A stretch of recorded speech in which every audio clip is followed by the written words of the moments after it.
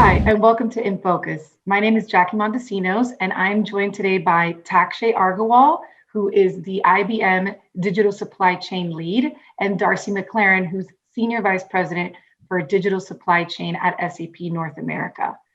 Today, we're here, surprisingly enough, to talk all about supply chains. And in today's world with enormous disruptions in the supply chains, it's really essential to have accurate connected inventory in order for businesses to drive decisions. So I'll start, Takshay, with you. Which emerging technologies hold the most promise for supply chain companies at this time? The whole COVID has taught us that disruption is real and it's just lurking around the corner. One of the few lessons we learned in the current COVID pandemic is ability to understand or sense the demand. Be connected to your suppliers, manage your assets, as well as have the provenance of the food or provenance of your supply chain. So as I see in the near future, I think there are 2-3 technologies that become really, really important. One is using AI, applied AI for demand sensing and demand forecasting. So you can understand your demand from a non-traditional data sets, which we're not historically used. So AI is a very good fit there. Second, I see a lot of opportunity for IoT. And lastly, I think as we move forward, you see quantum is on the horizon. In next 5 to 10 years, we need to keep an eye on that. It could fundamentally change how supply chains are configured. What do you see companies doing to enable more agility in the supply chain? That was what really stood out in COVID, and what folks realized: their supply chains are broken. It was the inability to be agile and the inability to respond. And many of the things were pointed out were there were two areas that I saw prohibited people from being as agile as they wanted. One was the disparate systems and the disaggregation of information, and that it was not real time. That, and quite frankly, folks just didn't have this ability to do their job. So the most important thing in being agile is to really the ability to have interoperability of your systems, and to start, getting rid of some of the islands of automation, to use an older terms. And Takshay, anything else that you would add in terms of, what are companies doing to enable agility in the supply chain? I think mathematically, if you look at local optimum does not mean global optimum. You had these islands of excellence in each function. What we are seeing, at least in some of our clients, is they're moving towards intelligent workflows, which means you don't have different functions aligned to be best at what they do. They're looking at how they can create a workflow which is agile by nature. Data has been one of the biggest stumbling block for most of our customers. They have this massive data in different silos, and when you try to bring that data, it's a humongous task. What about you, Darcy? In terms of the SAP customers that you meet with and speak to, what are they saying about their predictive capabilities? I think everybody thinks that they don't have good insight into what's going to happen in the future. So everybody would like improvement in being able to predict. And if they can't predict, at least they need a better ability to respond.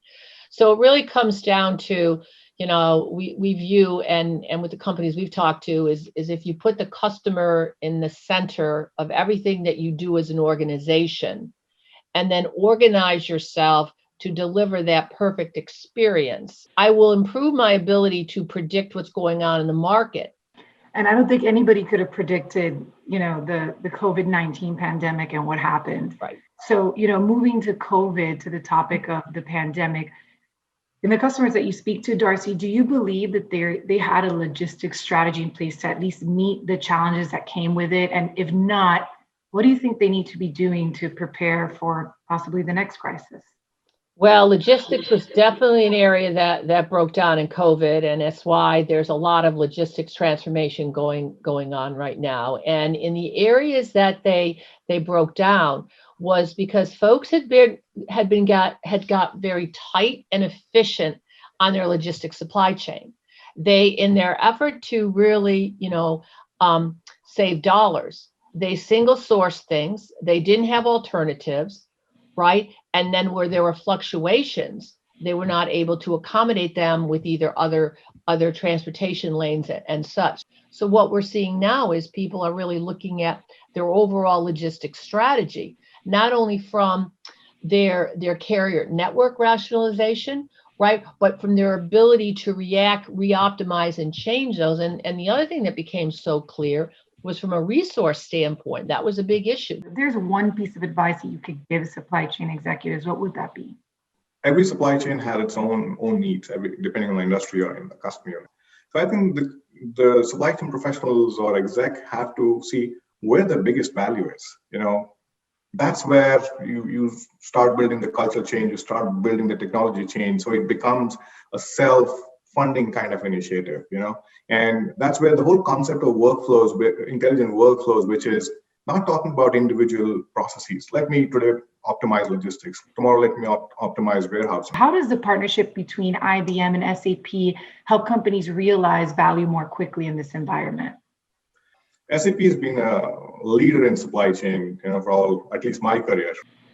SAP brings the great enterprise capability, which is matched by none. IBM brings the new innovative technology. We've always been on the cutting edge of making markets, be it blockchain, be it AI, be it quantum, as you will see coming. You're no more an average company who's competing in the market. You're competing at the cutting edge. So that's how I see the customers of IBM and SAP driving that competitive advantage for our customers and moving their agenda forward. Wonderful. Darcy, what about you? Well, the IBM SAP relationship is second to none. If you take the two combined organization and IBM's ability to really understand industry across the entire organization with deep expertise, not only in back office systems, but in e-commerce, supply chain across the board, what they give the ability for our customers to do is have a truly transformational roadmap of where to go, in combination with the intelligent technologies that they bring in combination with SAP. Thank you so much, Takshay and Darcy, for being here today. Jackie, thank you for having me. Always a privilege to talk about supply chain, and I really enjoyed our discussion today. Thank you, Jackie. It's always good to talk to you and Darcy.